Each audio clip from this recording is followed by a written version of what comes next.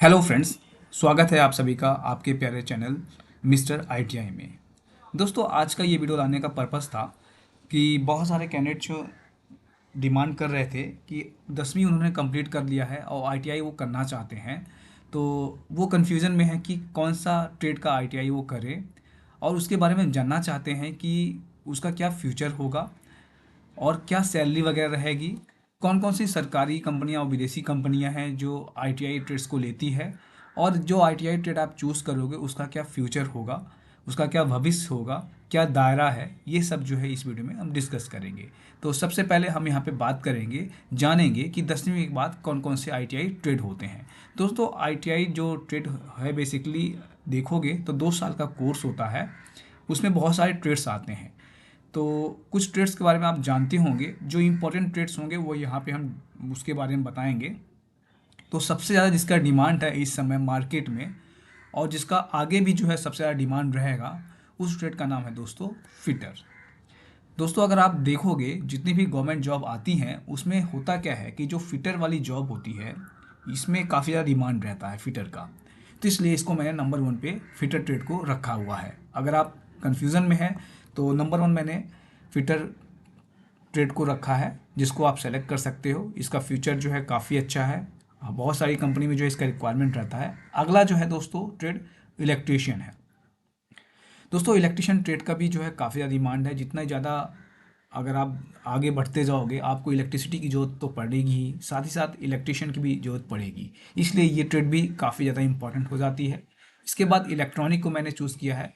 आजकल दोस्तों इलेक्ट्रॉनिक का ज़माना है, हर चीज़ जो है इलेक्ट्रॉनिक से चल रही है। तो इलेक्ट्रॉनिक ट्रेड भी बहुत ही इंपॉर्टेंट है और ढेर सारी वैकेंसीज जो है इलेक्ट्रॉनिक की भी आती है। इसके बाद दोस्तों कोपा का है। जैसे जैसे एआई बढ़ रहा है दोस्तों, कंप्यूटर एप्लीकेशन और कंप्यूटर की चीज़ें जो है बढ़ रही है, तो आप जो है कोपा ट्रेड को भी चूज़ कर सकते हो। अब यहाँ पे कुछ और भी ट्रेड्स मैंने यहाँ पे शो किया है, जैसे machinist, Turner, diesel mechanics, plumber, builder. ये सारे ट्रेड भी हैं दोस्तों। इसके अलावा और भी बहुत सारे ट्रेड होते हैं, लेकिन मैंने यहाँ पे उनको मेंशन नहीं किया है। मैंने यहाँ पे भविष्य को देखते हुए, मार्केट की डिमांड को देखते हुए ये सारी चीज़ों को जो है यहाँ पे ऐड किया हुआ है। तो अगर मैं सबसे ज़्यादा और सबसे डिमांडिंग जो जॉब है आईटीआई की फॉरेन कंट्रीज़ में बात करूँ, तो इस समय दोस्तों वेल्डर की है। दोस्तों, अगर आप देखोगे वेल्डर की डिमांड जो है दूसरे कंट्री में बहुत ज़्यादा है। अगर आप अच्छा खासा बिल्डर का नॉलेज रखते हो, आपके पास आईटीआई ट्रेड बिल्डर का है, तो आपके जो चांसेस हैं फॉरेन कंट्रीज़ में जॉब करने के ज़्यादा मिलते हैं। बाकी दोस्तों, ऊपर की जितनी भी मैंने ट्रेड यहाँ पे रखी हुई है वो सारे जो है हमने गवर्नमेंट जॉब और प्राइवेट जॉब के बेसिस पे नंबरिंग की हुई है। अब हम चलते हैं दोस्तों यहाँ पे कि जो हमने यहाँ पे आपको ट्रेड्स बताया उसके लिए कौन कौन सी कंपनियाँ जो हैं आप लोग को जॉब देती हैं। तो दोस्तों, अगर मैं बात करूं ऑयल एंड गैस सेक्टर में, तो पहले मैं यहाँ पे गवर्नमेंट कंपनीज़ के बारे में बात करूँगा। तो हमारे पास जो ऑयल एंड गैस सेक्टर की जो कंपनीज़ हैं उनके नाम हैं ओएनजीसी, आप सभी ने सुना होगा, oil and natural gas corporation, Indian oil corporation, HPCL, gas authority of India limited, Bharat petroleum corporation limited. ये सारी कंपनी जो है ऑयल एंड गैस सेक्टर की हैं। जो गवर्नमेंट कंपनीज के साथ साथ प्राइवेट कंपनी भी अगर ऑयल एंड गैस सेक्टर में है तो वो भी जो है आईटीआई वाले कैंडिडेट के लिए बहुत ही इंपॉर्टेंट है। इसमें बेसिकली यहाँ पे जो डिमांडिंग रहता है उनको फिटर के लिए, प्लम्बर, देन दोस्तों यहाँ पे जो है वेल्डर की भी जरूरत पड़ती है, पाइपलाइन, अगर इनका डिवीज़न जो है पाइपलाइन रिफाइनरी डिवीज़न है तो ये सारी जो कंपनीज़ हैं गवर्नमेंट सेक्टर की कंपनीज़ हैं। इसके अलावा यहाँ पे अगर आप देख रहे होंगे तो कुछ लोगोज जो है मैंने यहाँ पे दिखा रखे हैं। तो ये ओएनजीसी हो गया, ये इंडियन ऑयल हो गया, ये जो है ऑयल एंड गैस की कंपनी है। बाकी दोस्तों डीआरडीओ आपने सुना ही है, डीआरडीओ जो है डिफेंस की कंपनी है गवर्नमेंट सेक्टर की। तो यहाँ पे भी जो है डिमांड काफ़ी ज़्यादा रहता है। इसके बाद दोस्तों हमने जो है डीएई और एनपीसीआईएल और ईसीआईएल के बारे में यहाँ पे दिखाया हुआ है। तो ये तीन कंपनी दोस्तों ये एक ही कंपनी है लेकिन काम अलग अलग है। ये जो है इलेक्ट्रॉनिक, जो आईटीआई इलेक्ट्रॉनिक वाले हैं उनके लिए काफ़ी ज़्यादा डिमांड जो होता है ईसीआईएल में होता है। और अगर बात किया जाए इन तीनों में बेस्ट कौन सा है जॉब और फ्यूचर और सैलरी के मामले में, तो आपको जो है दोस्तों ये जो एनपीसीआईएल है ये आपको काफ़ी ज़्यादा सैलरी देती है कंपेयर टू अदर। अगर मैं ऐसे में बात करूं कि अगर आपको मान लीजिए कोई ऐसा कैंडिडेट है जिनकी जॉब पेट्रोलियम कंपनी में लगी हुई है, और किसी की जॉब डिफेंस सेक्टर में लगा हुआ है, तो किस में जाना ज़रूरी है, किस में ज़्यादा सैलरी मिलेगा। तो ध्यान रखिएगा, ऑयल कंपनी जो भी होती है उसमें आपके पैसे कंपेयर टू अदर डिपार्टमेंट ज़्यादा होते हैं, सैलरी आपकी ज़्यादा होती है।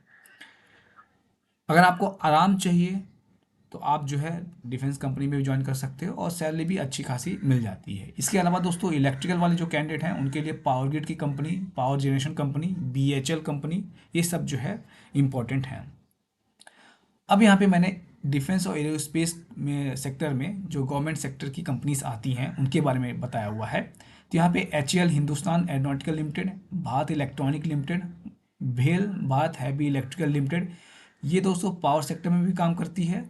इसके अलावा ये जो है मैन्युफैक्चरिंग में भी काम करती है। तो यहाँ पे हर एक ट्रेड के कैंडिडेट जो है रिक्वायरमेंट रहता है।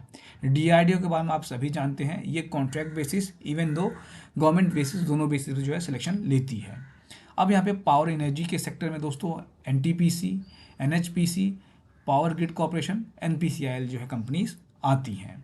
अब प्राइवेट सेक्टर की बात की है दोस्तों, तो प्राइवेट सेक्टर में जो है ऑटोमोटिव कंपनी, मैन्युफैक्चरिंग कंपनी जैसे कि Tata motors, Mahindra and Mahindra, Maruti Suzuki, Larsen टर्बो, Tata steel, Jindal steel of power limited, ये सारी जो कंपनियां हैं ये बहुत ही इंपॉर्टेंट होता है। आईटीआई टेट को हरदम इनकी डिमांड रहती है। तो ये सारी कंपनीज हैं, इन सब की कंपनी का नाम देखा ही होगा। शिप बिल्डिंग में आप देख सकते हो ये सारी कंपनीज हैं, Cochin shipyard limited, L and T, Mazdock ship limited. तो ये सारी कंपनीज जो थी इन सारे ट्रेड के लिए बहुत ही इंपॉर्टेंट है, इन सब में जो है डिमांड है।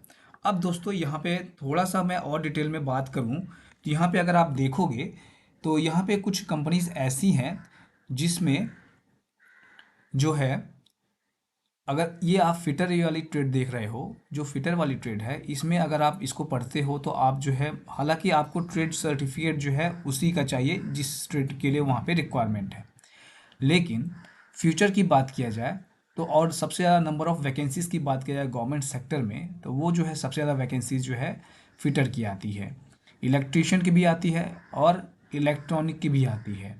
सबसे कम देखा जाए वैकेंसीज वगैरह तो इस समय फ़िलहाल जो है ये जो है प्योर कोर कंपनी में है, कुछ कंपनी जो है इसकी डिमांड करती हैं।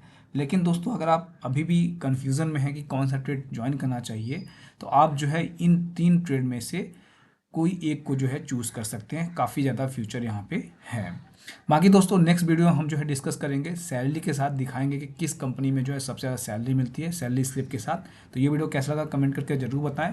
मिलते हैं फिर नए इन्फॉर्मेशन के साथ, आज के लिए बस इतना ही। आप चैनल मिस्टर ITI को जो है सब्सक्राइब कर लीजिए, यूट्यूब में आप सर्च कीजिए मिस्टर ITI, आपको जो है वहाँ पर मिल जाएगा। दोस्तों हमने जो है यहाँ पर ढेर सारी क्लासेस भी स्टार्ट कर रखे हैं जहाँ पे आप लोगों के लिए बहुत ज़्यादा हेल्पफुल रहेंगे। तो चैनल को सब्सक्राइब कर लीजिए मिस्टर ITI को। मिलते हैं फिर नए वीडियो के साथ, आज के लिए बस इतना ही, धन्यवाद।